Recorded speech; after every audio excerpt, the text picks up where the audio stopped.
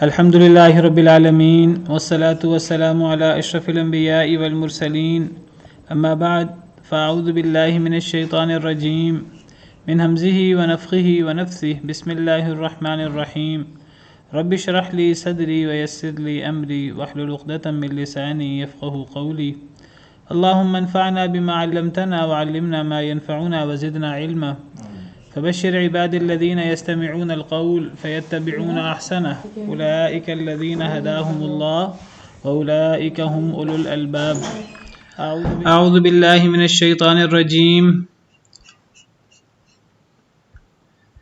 بسم الله الرحمن الرحيم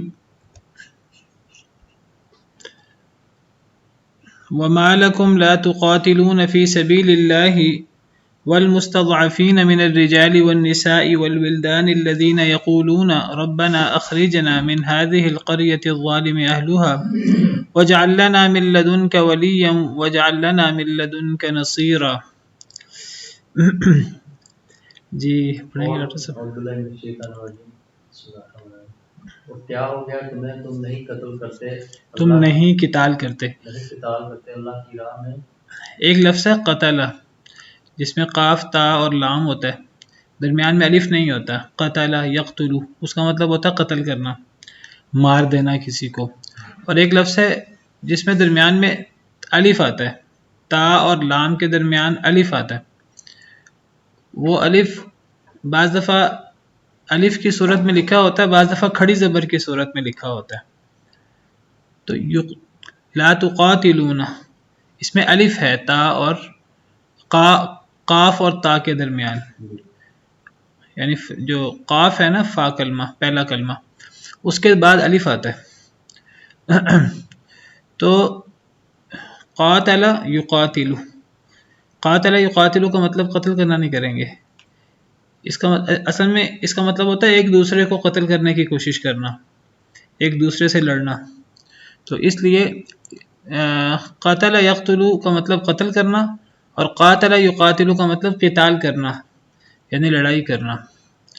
تو تمہیں کیا ہو گیا ہے کہ تم نہیں لڑائی کرتے فی سبیل اللہ، اللہ کے راستے میں. جی. والمستضعفین من الرجال والنساء، کمزور مردوں اور لوگوں عورتوں کے لیے. حالانکہ کمزور لوگ مردوں سے اور عورتوں سے اور بچوں سے. والولدان بچوں سے. اللہ زینہ یقولون جو وہ کہتے ہیں ربنا اے ہمارے رب اخرجنا ہمیں نکال دے، من ہذه اس القریۃ اس بستی سے، الظالم اہلها الظالمی اہلها الظالم اہلها اس کے رہنے والے ظالم. واجعل لنا بنا دے ہمارے لیے من لدنک ولیا واجعل لنا اس میں سے من لدنک اپنے پاس سے، اور ولین ولی دوست مددگار بنا دے اپنے پاس ہمارے لیے. جعلنا من لدنک نصیر اور مددگار.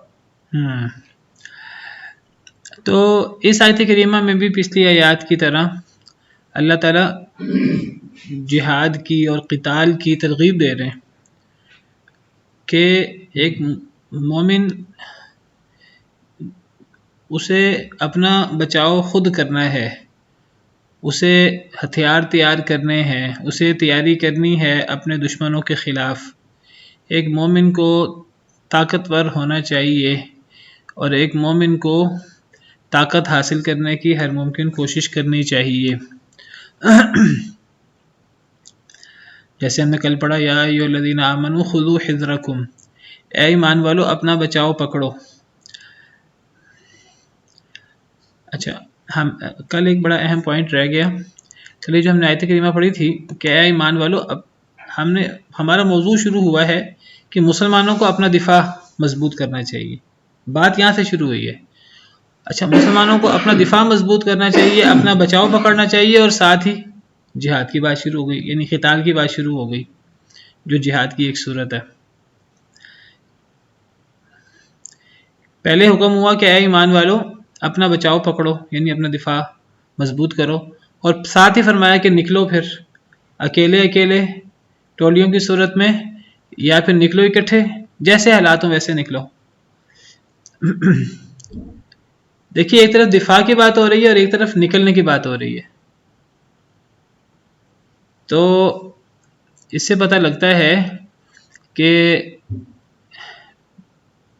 بہترین دفاع کیا ہوتا ہے کہ انسان آگے حملہ کرے. جیسے کہتے ہیں نا کہ بہترین ڈیفنس کیا ہوتا ہے؟ اوفنس. تو بہترین دفاع، بہترین اپنا بچاؤ کیا ہے کہ جن لوگوں کا ڈر ہے تو انسان انہی کی طرف پیش قدمی شروع کر دے، انسان ان سے زیادہ طاقتور بننے کی کوشش کرے، اور انسان اپنی طاقت دکھانے کے لیے انسان باقاعدہ بجائے اس کے کہ انسان ان کا انتظار کرتا رہے، ڈرتا رہے. اگر طاقت ہو ایک مسلمانوں کے پاس، تو مسلمان بجائے اس کے کہ وہ ڈیفینسو رہیں، وہ باقاعدہ آگے نکلیں. یہ جو نکلنا ہے ٹولیوں کی صورت میں یا اکٹھے، یہ دفاع میں بھی ہو سکتا ہے، اور یہ باقاعدہ اقدام میں بھی ہو سکتا ہے. بلکہ جیسے میں نے ذکر کیا، ہمارے ہاں مشہور بھی ہے محاورہ کہ بہترین ڈیفنس جو ہے وہ اوفنس ہوتا ہے. تو جب کوئی اس پوزیشن میں آ جاتا ہے تو پھر اگلے لوگ ڈرنا شروع کر دیتے ہیں، پھر اگلے لوگ ڈیفینسو ہو جاتے ہیں. تو مسلمان جو ہیں وہ اتنا اپنا بچاؤ مضبوط کریں، اتنے ہتھیار بنا لیں، اتنی قوت حاصل کریں، جتنی قوت حاصل کر سکیں کریں. قرآن نے تو کوئی حد بندی نہیں کی. وَأَعِدُّوا لَهُم مَا اسْتَطَعْتُم مِّن قُوَّةٍ، جتنی طاقت رکھتے ہو اتنی قوت تیار کرو. اس زمانے کے مطابق تیر، نیزے وغیرہ.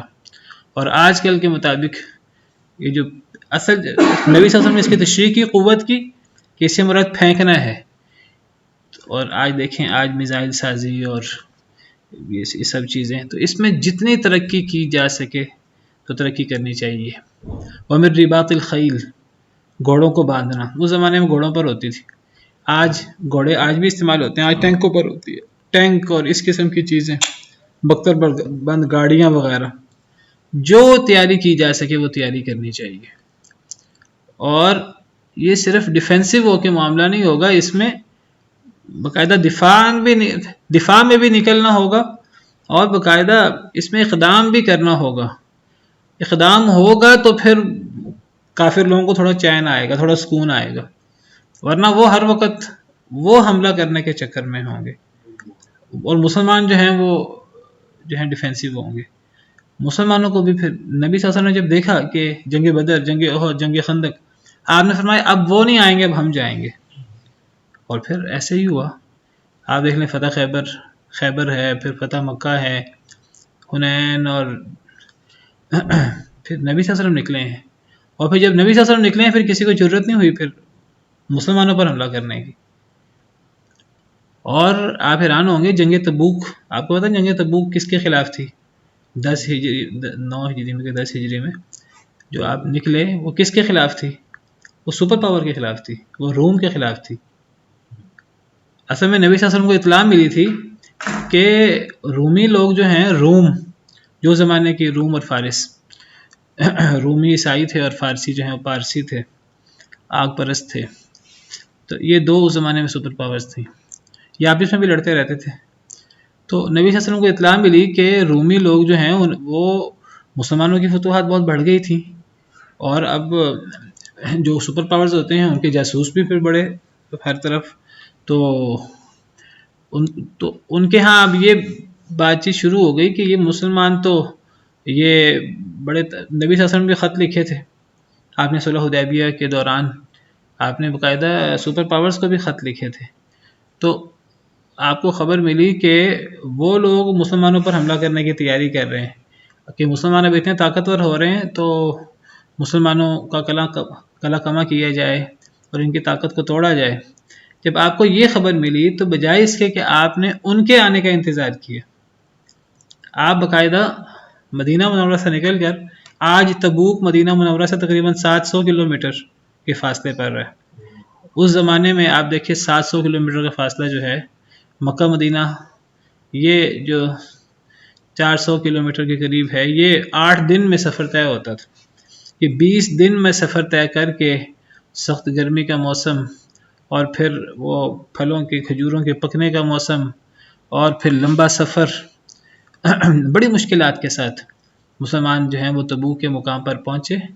تو یعنی نبی صلی اللہ علیہ وسلم نے ان کا انتظار کرنے کی بجائے اپنا دفاع آپ نے کیسے مضبوط کیا کہ اپنے بچاؤ کے لیے، مسلمانوں کے بچاؤ کے لیے آپ باقاعدہ نکلے ہیں، آپ کو خبر ملی، آپ نے اپنا یہ جاسوسی سسٹم بڑا مضبوط بنایا ہوا تھا، آپ کو جب خبر ملی کہ وہ لوگ حملہ کرنا چاہ رہے ہیں، حملے کرنے کے لیے آ رہے ہیں، تو آپ نے کہا ہم ان کا انتظار کرنے کے بجائے ہم پیش قدمی کریں گے، اور آپ اتنی دور آئے مدینہ منورہ سے، وہ حیران و پریشان رہ گئے، وہ خوف زدہ ہو گئے، اچھا اب یہ اتنے ان کو اپنی طاقت پر اپنا مان ہو گیا ہے کہ یہ اپنا شہر چھوڑ کر یہ 700 کلومیٹر آگے ہیں اور یہ سپر پاور کے خلاف جنگ لڑنے کے لیے آگے ہیں، تو وہ آئے نہیں۔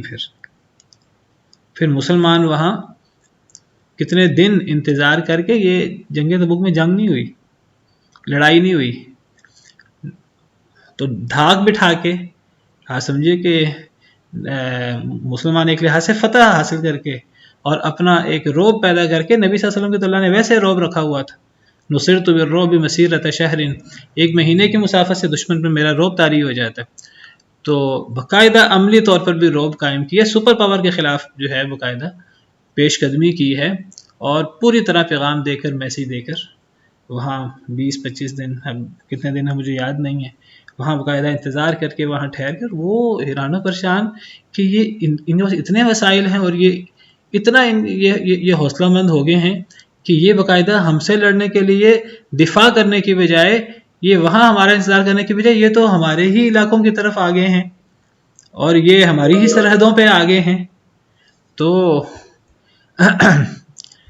یہ اسٹریٹجی نبی کریم صلی اللہ علیہ وسلم نے اختیار فرمائی روم کے خلاف۔ تو اس سے پتہ لگتا ہے کہ بہترین جو دفاع ہے وہ باقاعدہ اوفینس ہے، اور وہ پیش قدمی ہے، اور وہ گھر سے نکلنا ہے۔ جب کوئی شخص اصل میں کوئی مسلمان تن من دھن قربان کرنے کے لیے تیار ہو جاتا ہے، باتیں نہیں، صرف ہم یہ کر دیں گے، ہم وہ کر دیں گے، ہم وہ کر دیں گے، باتوں سے کچھ نہیں ہوتا، اصل تو ہوتا ہے عمل سے۔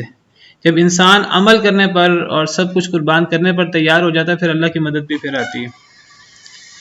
اصحاب کہف جو تھے، راجح قول کے مطابق وہ 7 لوگ تھے،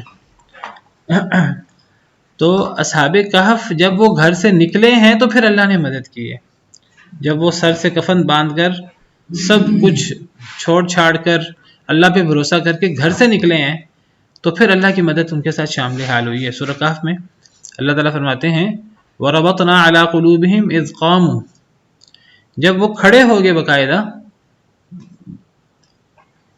شرک کے خلاف اور باطل نظام کے خلاف، جب باقاعدہ انہوں نے کمر کس لی اور گویا کہ سر پہ کفن باندھ کے، وہ چند لوگ تھے، دوسری طرف پوری بادشاہت تھی، تو وہ اصلاح کی غرض سے انہوں نے اصلاح کا علم بلند کیا، اگرچہ انہیں ڈر تھا کہ ہمیں رجم کر دیا جائے گا، ہمیں قتل کر دیا جائے گا، لیکن بہرحال انہوں نے اصلاح کا علم بلند کیا، اور پھر وہ سب کچھ ایک دفعہ ہمت کر کے نکلے۔ اللہ فرماتے ہیں کہ انہم فتیۃ آمنوا بربہم وزدناہم ھدا، وہ چند نوجوان لوگ تھے جو اللہ پر ایمان لائے تھے، ہم نے ان کو ہدایت میں بڑھا دیا تھا، وربطنا، ہم نے مضبوط کر دیا تھا ان کے دلوں کو، وربطنا علی قلوبہم، ہم نے ان کے دلوں کو مضبوط کر دیا تھا، کب؟ اذ قاموا، جب وہ کھڑے ہوئے، یعنی جب انسان کھڑا ہوتا ہے اور جب انسان عملاً جو ہے وہ پیش قدمی کرتا ہے، پھر اللہ کی مدد جو ہے وہ شامل حال ہوتی ہے۔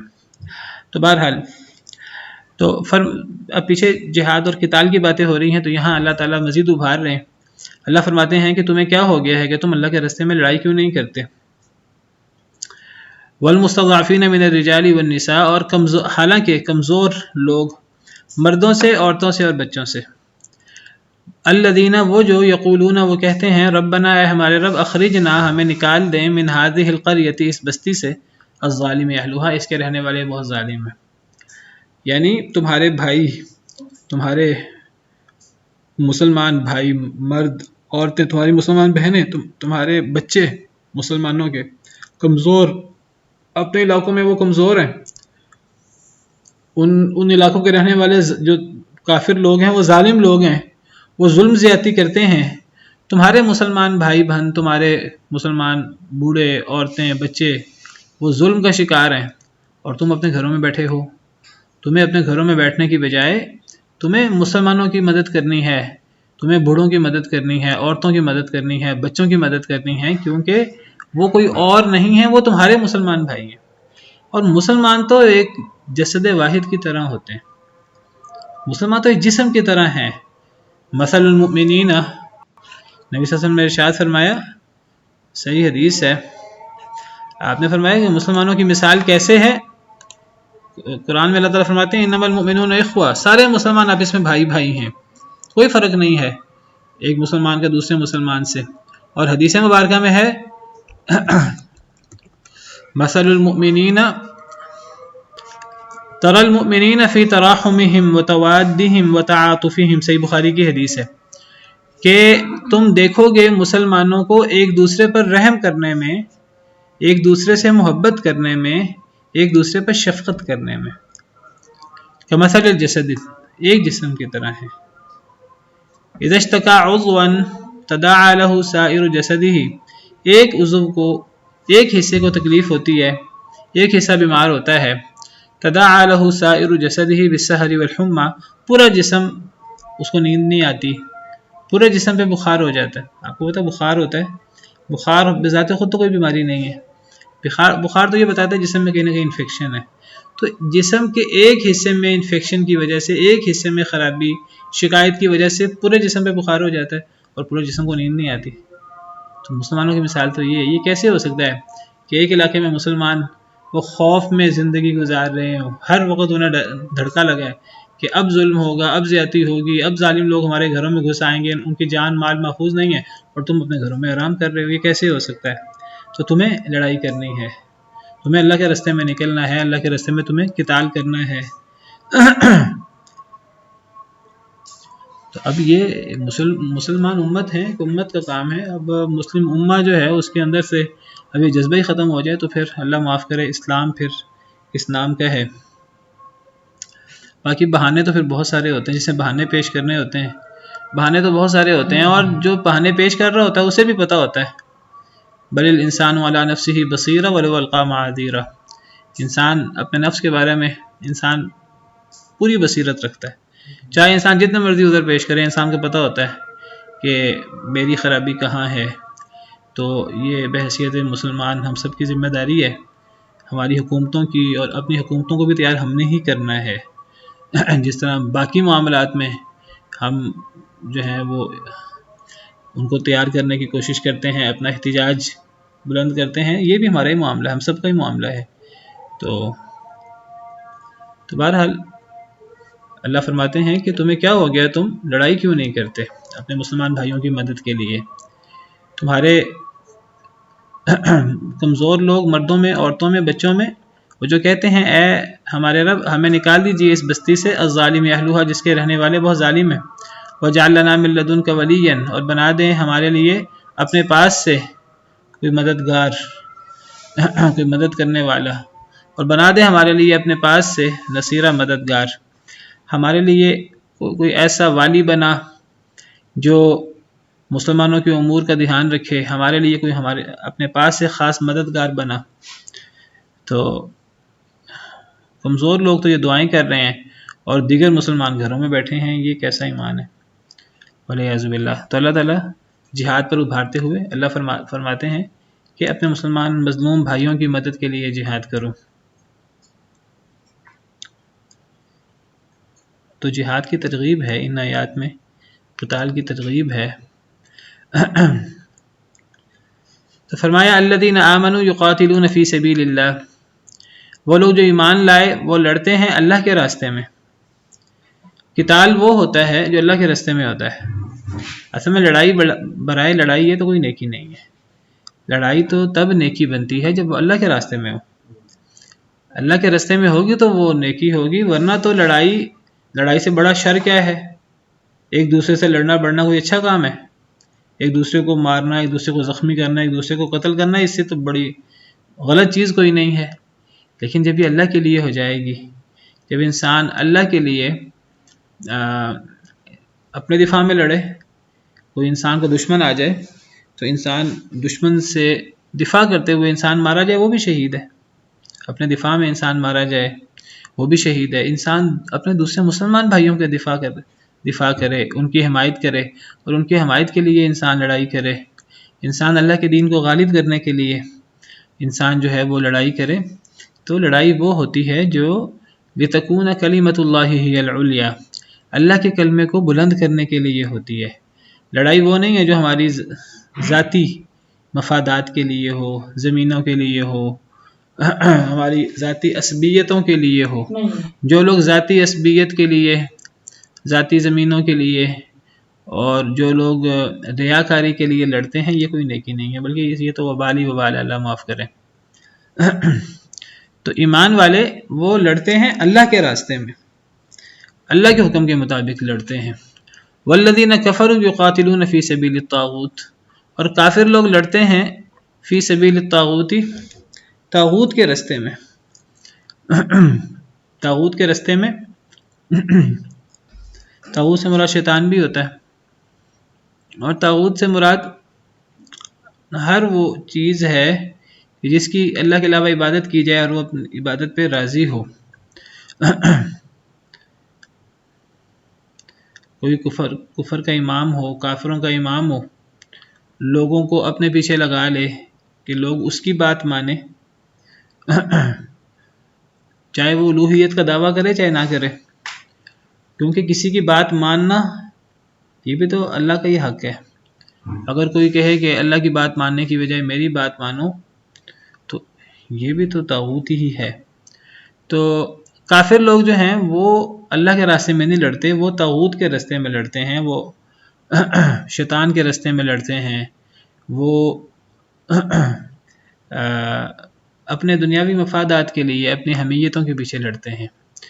مومن لوگ اللہ کے راستے میں لڑتے ہیں۔ فقاتلوا اولیاء الشیطان، بس لڑائی کرو شیطان کے دوستوں سے، شیطان کے پیروکاروں سے۔ ان کید الشیطان کان ضعیفا، بے شک شیطان کی چال وہ کمزور ہے۔ اللہ نے فرمایا کہ دیکھیے، ایک اللہ کی جماعت ہے اور ایک شیطان کی جماعت ہے، ایک حزب اللہ ہے، ایک حزب الشیطان ہے، ایک اللہ والے ہیں، ایک شیطان والے ہیں۔ مسلمان اللہ کے راستے میں لڑ رہے ہیں، ان کے پیچھے اللہ ہے۔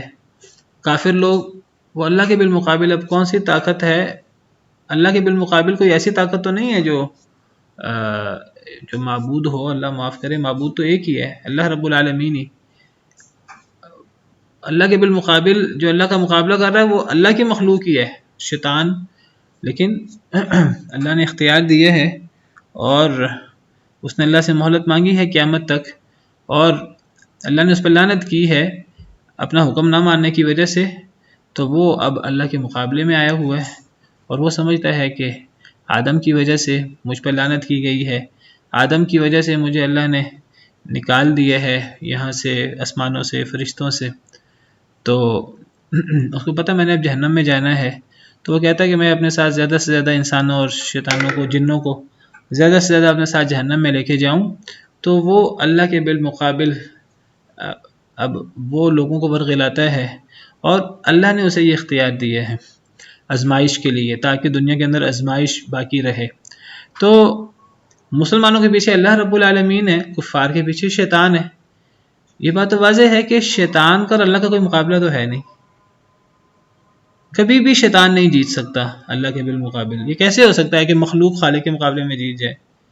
یہ بات طے ہے کہ جب بھی کفر اسلام کی جنگ ہوگی، جب بھی حق باطل کی کشمکش ہوگی، تو حق غالب ہوگا۔ باطل کے پیچھے اللہ تو نہیں ہے نا، باطل کے پیچھے تو دنیا کی قوتیں ہی ہیں۔ اللہ نے انہیں اختیار دیا ہوا ہے وقتی طور پر آزمائش کے لیے، وہ انسانوں کو بھی ورغلاتے ہیں، جنوں کو بھی ورغلاتے ہیں، تو اللہ نے حوصلہ دیا ہے کہ یہ کبھی بھی نہیں ہو سکتا کہ اسلام اور کفر کی جنگ میں، اللہ اور شیطان کی جنگ میں، شیطان اور شیطان کی جماعت، جو لوگ شیطان کے راہ میں لڑ رہے ہیں، وہ غالب آ جائیں۔ کیسے ہو سکتا ہے؟ شیطان کی چال اللہ کے مقابلے میں کیسے مضبوط ہو سکتی ہے؟ کوئی وہ اللہ کے بالمقابل تو نہیں ہے۔ یہ تو نہیں ہے کہ اللہ تعالیٰ خیر کا خدا ہے اور کوئی شیطان جو کوئی شر کا خدا ہے، والعیاذ باللہ۔ یہ تو مجوسیوں کے ہاں ہے، ہم مسلمانوں کے ہاں تو یہ عقیدہ نہیں ہے۔ جو صحیح عقیدہ ہے وہ یہی ہے، اللہ وحدہ لا شریک ہے، اللہ اکیلے معبود ہیں، شیطان اللہ کا مقابلہ نہیں کر سکتا.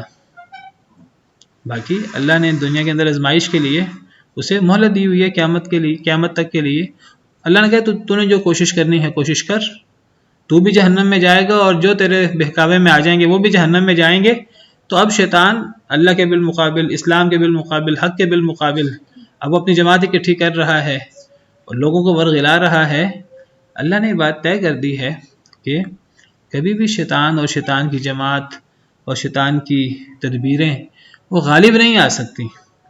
اگر کبھی آئیں گی بھی وقتی طور پر، والعاقبۃ للمتقین، انجام تو متقین کا ہے ہمیشہ، انجام تو ہمیشہ وہ متقین کا ہے، تقوی کا ہے. کبھی وقتی طور پر غالب آ بھی جائے، وہ اللہ کی طرف سے آزمائش ہوگی یا وہ مسلمانوں کی کوئی کمی کوتاہی ہوگی، اس میں کہیں نہ کہیں مسلمانوں کا کوئی قصور ہوگا.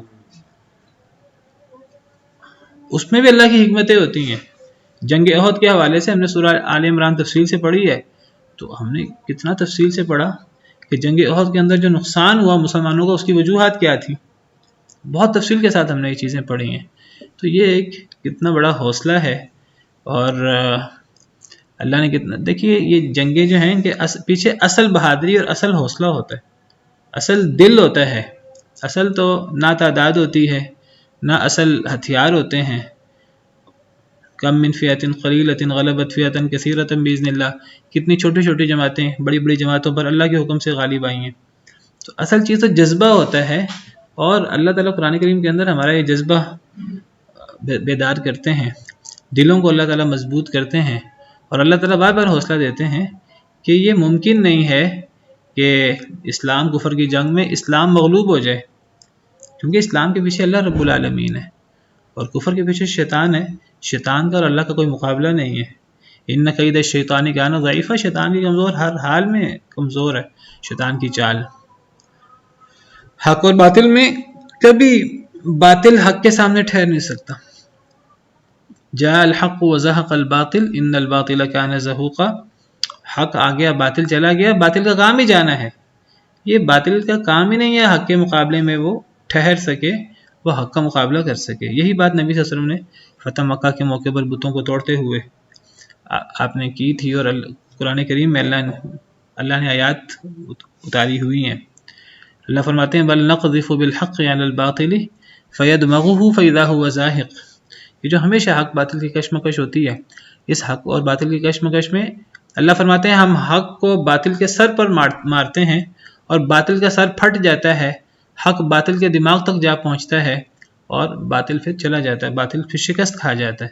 یہ ہو ہی نہیں سکتا کہ حق اور باطل کی کشمکش میں باطل جو ہے وہ غالب ہو جائے. میں نے عرض کی اگر کبھی وقتی طور پر ہوتا، کبھی وقتی طور پر باطل سر چڑھتا ہوا نظر آئے اور آگے بڑھتا ہوا نظر آئے، آزمائش کے لیے ہوتا ہے، اور اس کے پیچھے کہیں نہ کہیں مسلمانوں کا کوئی کردار ہوتا ہے، مسلمانوں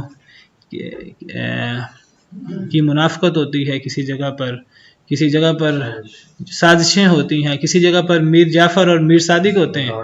مسلمانوں کے اپنے کرتوت ہوتے ہیں، اپنے مسئلے ہوتے ہیں، ورنہ یہ ممکن نہیں ہے کہ حق اور باطل کی کشمکش میں حق مغلوب ہو جائے. تو یہ بہت بڑا حوصلہ ہے اللہ کی طرف سے جو اللہ مسلمانوں کو دیتے رہتے ہیں.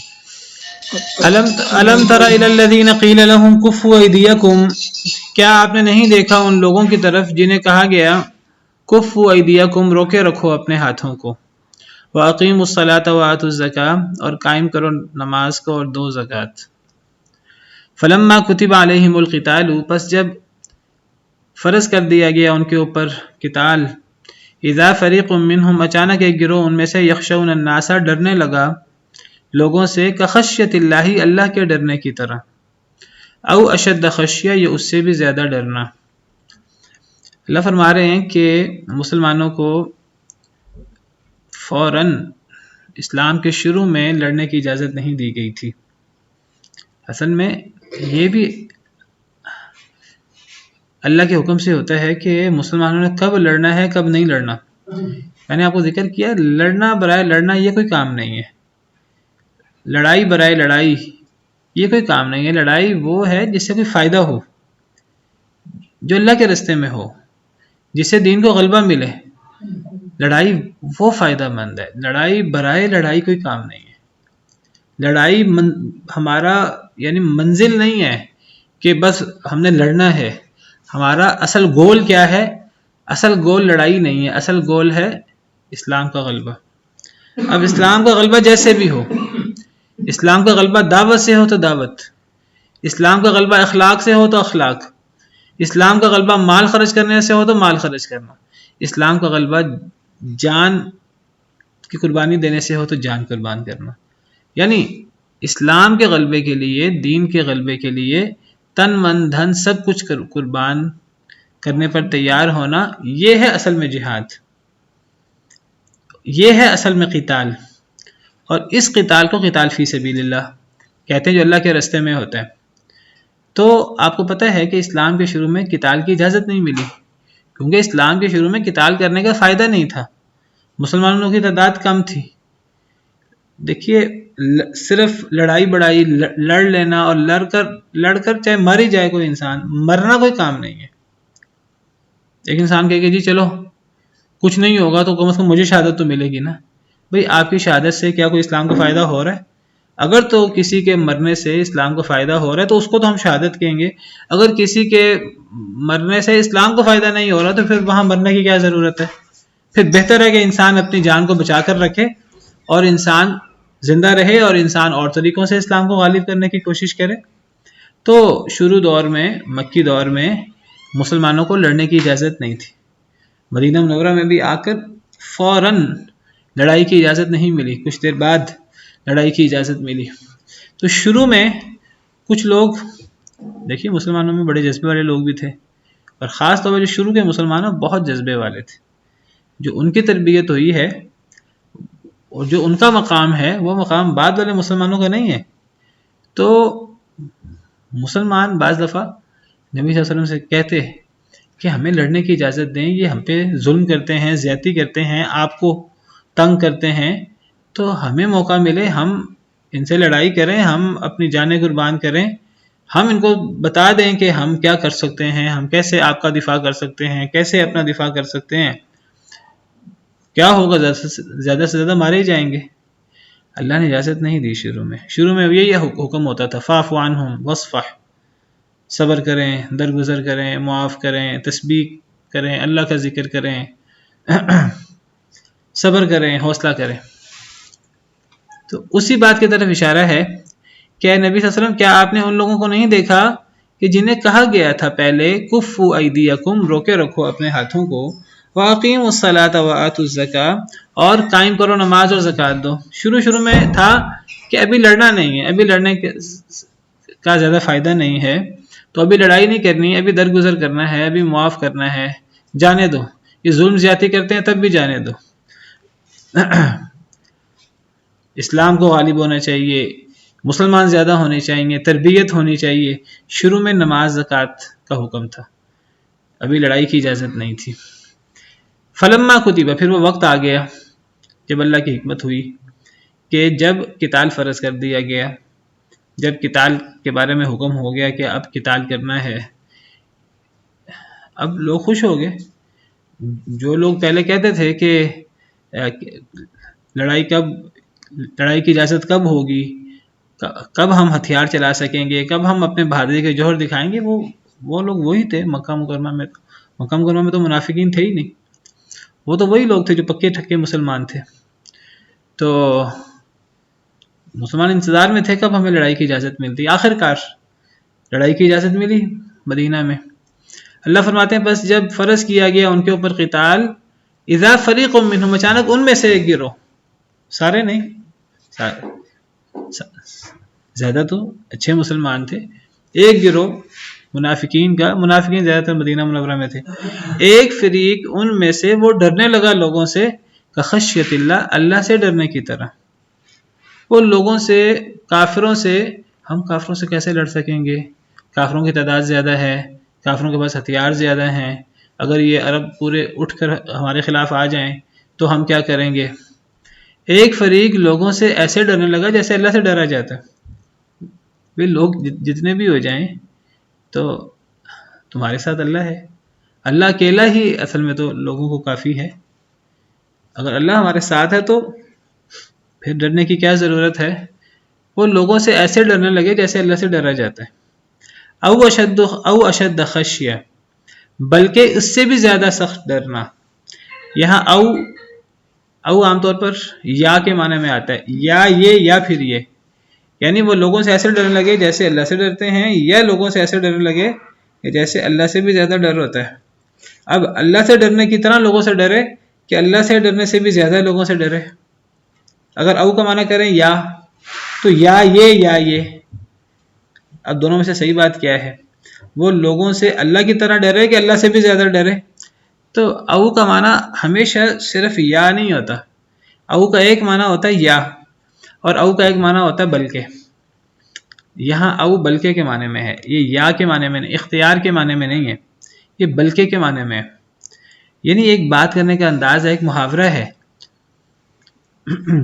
کہ لوگ جب قتال فرض ہوا تو بڑے خوش ہوئے مسلمان کہ چلو اب ہم بڑی دیر سے منتظر تھے کب قتال فرض ہوتا ہے. لیکن ایک گروہ وہ لوگوں سے ایسے ڈرنے لگا جیسے اللہ سے ڈرا جاتا ہے، بلکہ اللہ سے زیادہ لوگوں سے ڈرنے لگا. یہ اب بات کرنے کا انداز ہے، ایک عربی زبان کی جامعیت ہے. اصل مقصود جب اللہ سے ڈرنے کی طرح بلکہ اللہ سے بھی زیادہ، تو یعنی وہ مطلب گویا کہ کیا ہوا، وہ لوگوں سے اللہ سے بھی زیادہ ڈرنے لگے. اصل بات یہ ہے.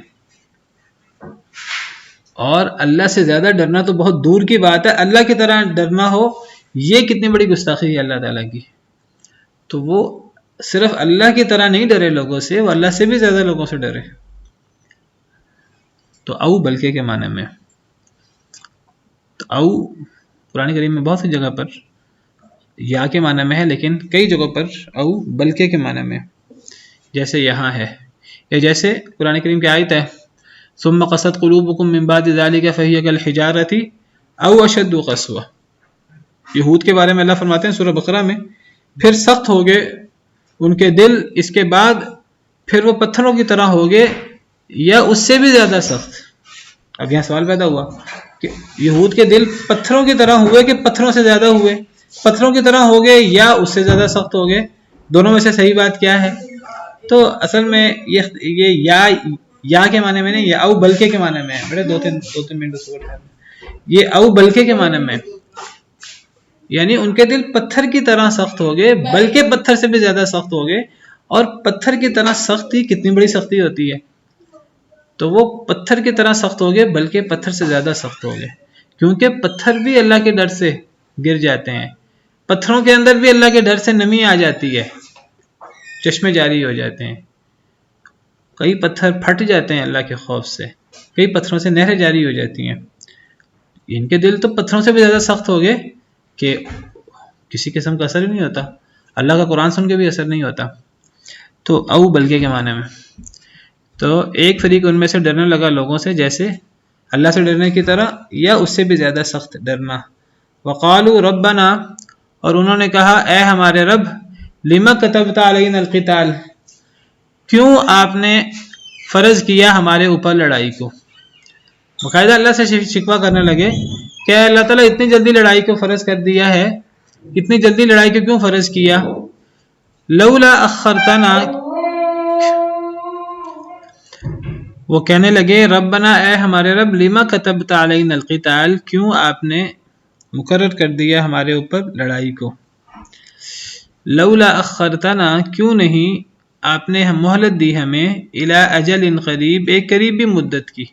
اجل مدت اور قریبی کا مطلب تھوڑی سی مہلت اور مل جاتی، چند مہینے یا چند سال اور مل جاتے، تھوڑی سی مہلت اور مل جاتی. یعنی وہ جب ایک بندہ بزدل ہو جاتا ہے، اللہ معاف کرے، موت سے ڈرنا شروع کر دیتا ہے، تو وہ یہ سمجھتا ہے کہ جیسے ہی لڑائی ہوگی ویسے ہی موت آ گئی. حالانکہ یہ مطلب تو نہیں ہے کہ جو بھی لڑے گا تو مر جائے گا. جس کو موت آنی ہوتی ہے موت تو بستر پہ بھی آ جاتی ہے، اور جس کو نہیں آنی ہوتی تو 100 جنگوں کے بعد بھی اور 100 لڑائیوں کے بعد بھی اسے موت نہیں آتی. سیدنا خالد بن ولید کے بارے میں آتا ہے، شہادت کی شوق میں اور شہادت کی آرزو میں کتنا وہ لڑے اور کتنا وہ جنگوں میں شریک ہوئے. ان کے جسم میں کوئی حصہ نہیں تھا جس میں زخموں کے نشان نہ ہو، لیکن ان کی آرزو مکمل نہیں ہوئی، ان کو بستر پہ فوت ہونا پڑا۔ کتنی جنگوں میں وہ شریک ہوئے۔ تو یہ تو کوئی ضروری نہیں ہے کہ انسان لڑے گا تو انسان ساتھ ہی فوت ہو جائے گا۔ لڑنا ایک الگ چیز ہے، بیماری ایک الگ چیز ہے، آفات ایک الگ چیز ہے، اور موت ایک الگ چیز ہے۔ ضروری نہیں ہے کہ موت بیماری کے ساتھ ہی آئے، ضروری نہیں موت آفات کے ساتھ ہی آئے، ضروری نہیں کہ موت لڑائی کے ساتھ ہی آئے۔ لیکن جو بزدل ہوتا ہے وہ یہی سمجھتا ہے کہ موت، اب میں نکلوں گا گھر سے جیسے ہی لڑائی کے لیے ساتھ ہی موت آ جائے گی۔ وہ کہنے لگے اے اللہ تعالیٰ، ہم پر لڑائی کیوں فرض کر دی ہے؟ کیوں نہیں ہمیں مہلت دی آپ نے تھوڑی سی مدت کی؟ ہم تھوڑا سا دنیا سے فائدہ اور بھی اٹھا لیتے، تھوڑی سی زندگی اور بھی گزار لیتے۔ قل، اے اللہ کے نبی صلی اللہ علیہ وسلم آپ فرما دیجئے، متاع الدنیا قلیل، دنیا کا سامان بہت تھوڑا ہے۔ جس دنیا کے لیے تم بات کر رہے تھوڑی سی مہلت مل جاتی، اس دنیا کے فائدے کی کیا حیثیت ہے آخرت کے مقابلے میں؟ دنیا کا فائدہ جتنا بھی زیادہ ہو جائے بہت تھوڑا ہے۔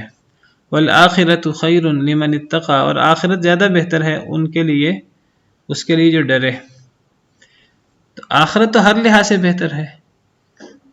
کوئی شخص مسلمان ہے اور جس کو آخرت پر اور اللہ کے وعدوں پر یقین ہے تو وہ تو کہے گا کہ جلدی میں دنیا سے چلے جاؤں اور میری اللہ سے ملاقات ہو، اور وہاں جو اللہ نے میرے لیے انعامات تیار کر رکھے ہیں تو میں ان انعامات کے حصول کے لیے میں جلدی اللہ سے میری ملاقات ہو۔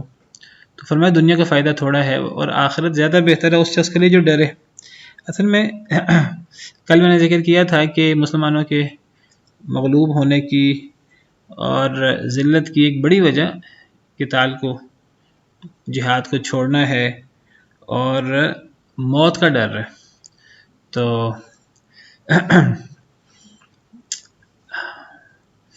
اور یہ اصل میں بزدلی ہے۔ تو دنیا کا فائدہ بہت تھوڑا ہے، اصل چیز تو آخرت ہے۔ تو ایک مسلمان کے لیے جو ہے وہ شہادت، وہ ایک بہت بڑا ایک مسلمان کے لیے اعزاز ہے، اور اللہ سے ملاقات ہے، تو اللہ سے ملاقات اس سے بڑی محبوب ہوتی ہے۔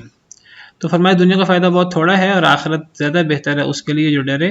وَلَا تُظْلَمُونَ فَتِيلًا، اور نہیں تم ظلم کیے جاؤ گے فتیلہ، فتیل کے برابر۔ فتیل کہتے ہیں اس دھاگے کو جو کھجور کی گٹھلی کا ایک شگاف ہوتا ہے۔